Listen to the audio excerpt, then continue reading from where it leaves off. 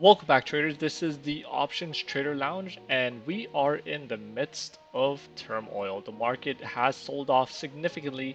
Now we are more than a 5% drop in the stock market from peak to trough.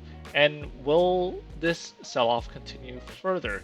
In this video, we are going to be discussing the many aspects of this sell-off and the causes of the sell-offs that is stroking fear within the market. So if you haven't already, please go ahead and subscribe to the channel. Please go ahead and leave a like down below to help out with the YouTube algorithm. And if you know anybody that would find this video useful, please go ahead and share this video. We would greatly appreciate it. Without further ado, let's get right into it. Welcome to the Options Trader Lounge, where we talk about generating income and growing your wealth within the US stock market using options. Thank you all for tuning in.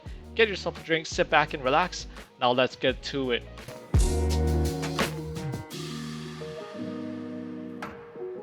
Now, the market has sold off significantly, and there are many reasons why. There are many fears across the board as far as big block retail stores such as Target that are closing and shutting doors across the masses in droves around the major cities around the US. One of them being in San Francisco, LA, and there's actually three stores that close in the state of California. And as we know, it's all tied down to retail theft.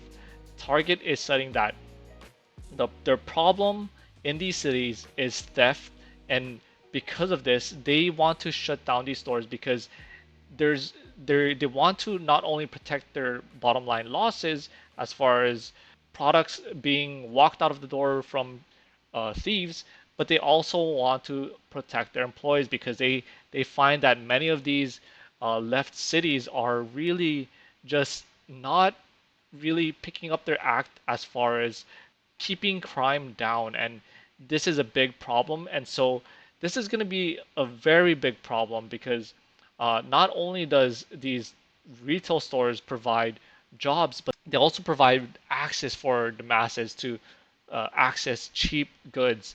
Now, this could be a problem because now if these big retail stores are closing down in masses, where are the masses going to be finding their goods and services as far as retail products? Well, they're probably going to go to other stores such as Amazon, and Amazon will probably be hiking their prices in a counteract to this because now they have more foot control as far as retail sales. So you got to look at these balances, checks and balances to see really where the market is trending. But as far as this goes, this is looking bad for the market because not only do these big retail stores uh, create foot traffic, but it also creates traffic towards other shops that are in the area, food chains, other small retail shops that really thrive on the foot traffic that Target brings.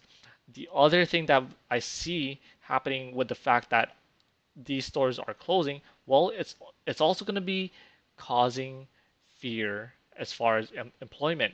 Employment is going to be greatly affected by this, and if people start to see these big visual stores that you could see with the naked eye from yards away, if these stores shut down, what what emotion does it bring to the normal people? Well, it's probably gonna stroke a lot of fear. It's probably gonna stroke this thought of, man, we should probably be saving our money, and we shouldn't be spending out on that nice dinner that we used to be spending on, like a year ago, because now this is causing a spending problem that we are seeing in the masses with these big stores closing.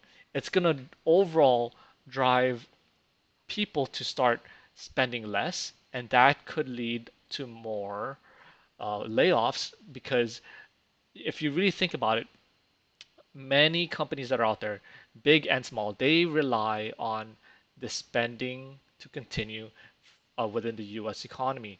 The U.S. economy is greatly driven on spending, and if the spending stops, the economy stops, and we start to fall into this depressionary cycle. And so, with nine stores already closing, It's really putting into the minds of people that things are shifting and people really need to start looking at their budget again because you know things are probably going to be looking bad in the next few months to the next few years. So on top of this, the other big thing that is happening right now is the big man in the White House. He is endorsing unions. And what is he endorsing here? He's really endorsing that these automobile industry companies should really be raising the pay of their workers. Now, this is another big problem. The Fed was really trying to tamper down inflation, right? By increasing interest rates so that way he could drive the demand down, so that way prices don't just keep inflating. Well, the Fed did just that, and obviously prices did come down. But what is Joe Biden here doing? He's endorsing that these workers should get a 40% raise. Well, what does that mean?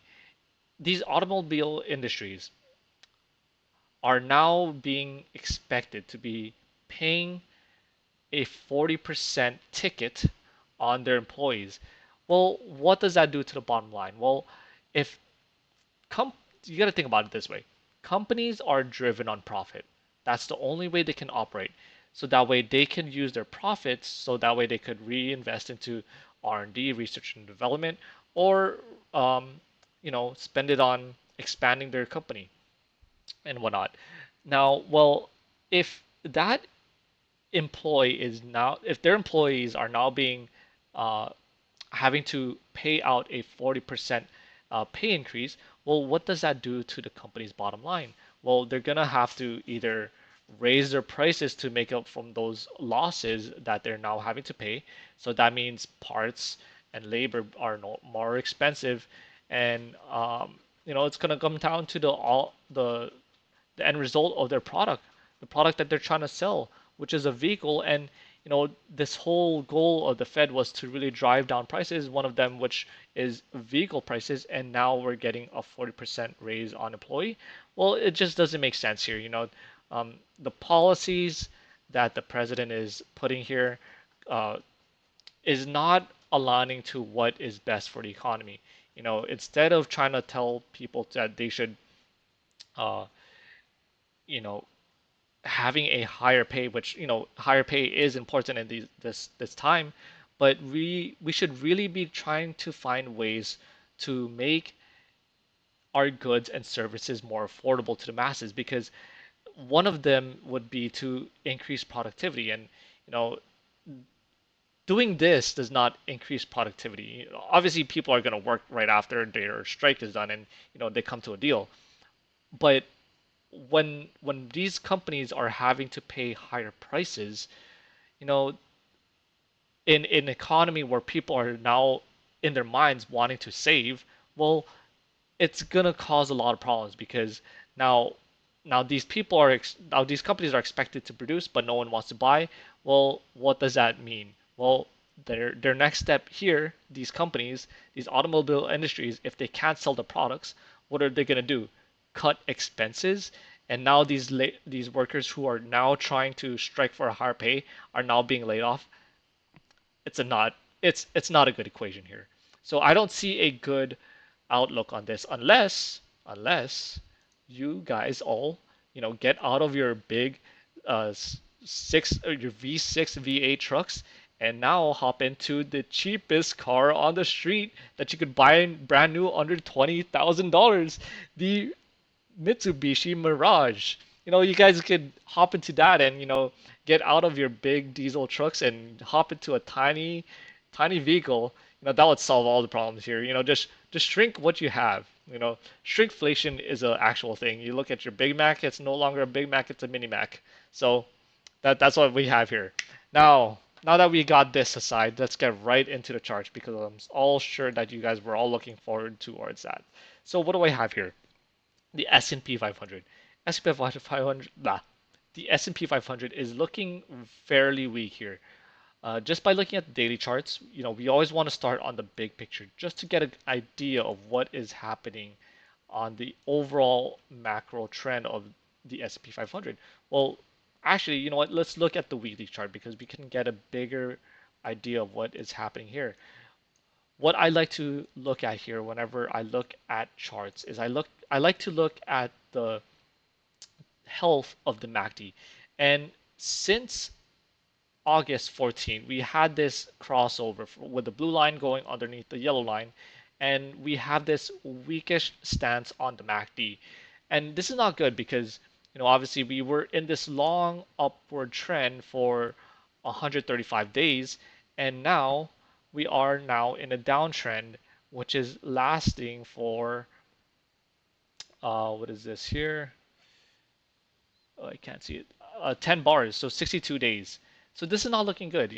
We have weakishness happening in the market for the big S&P 500, and whenever we're in this market where we have this crossover and this weakening of the moving averages, we really want to be looking at opportunities to sell the market on every pops that we can see until we get this shift, this reshift to positive momentum on the market. But right now, we should not be expecting any types of breakouts to be a strategy of ours. We're looking at a weak market, a weak to sideways market right now. We do right now at this moment we have lower highs and lower lows. This is a trend, a short-term trend in a big upward long-term trend. And people are saying that, this move right here is sort of turning into a cup and handle pattern, which is a negative pattern because we have this cup and then this handle, and then this handle could just drip off to the downside.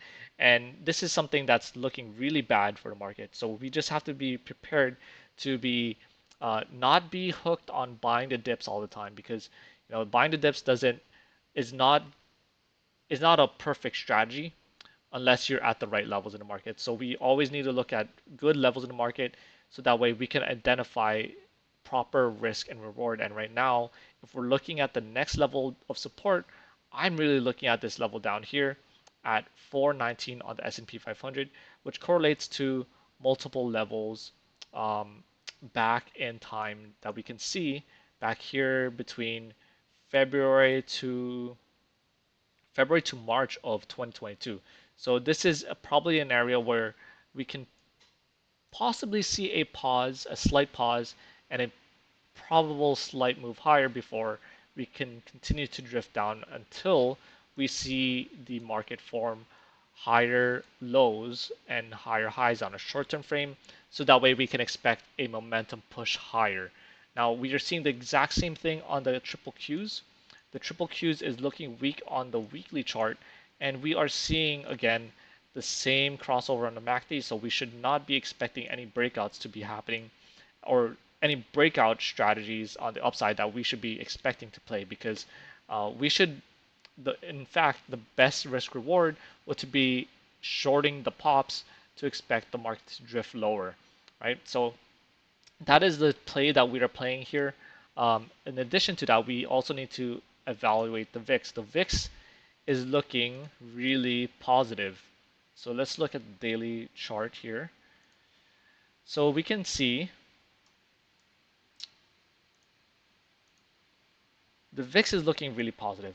We have this positive momentum on BACD, positive momentum on the moving averages, and right now we are really nearing 20 on the VIX.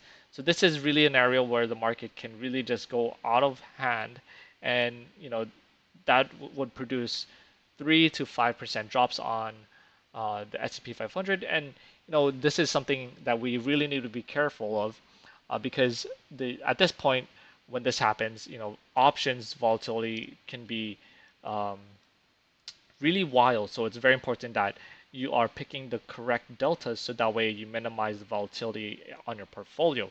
So again, we are seeing higher highs on the VIX. Any dips that happen on the VIX was bought up and the VIX just pushed higher. Now, this is going to be a test for here, right? 20. If it holds at 20 and closes above 20, that's going to be a big problem because that will only mean that we can expect higher pushes to higher levels on the VIX. And as we know, there's a government shutdown that's right around the corner. And the government will always, the U.S. government, they're the Federal Reserve of pretty much the world, so everyone trades with the dollar. And so it's more of a game of a chicken before both sides will determine on who throws in a towel to stop the government from going into a default. You know, so this is really just more of a wait and see type of moment. But really, once we get to 20 plus, we should really be looking at really good opportunities to find good premium and good prices on the long-term portfolio if you're looking to build one here.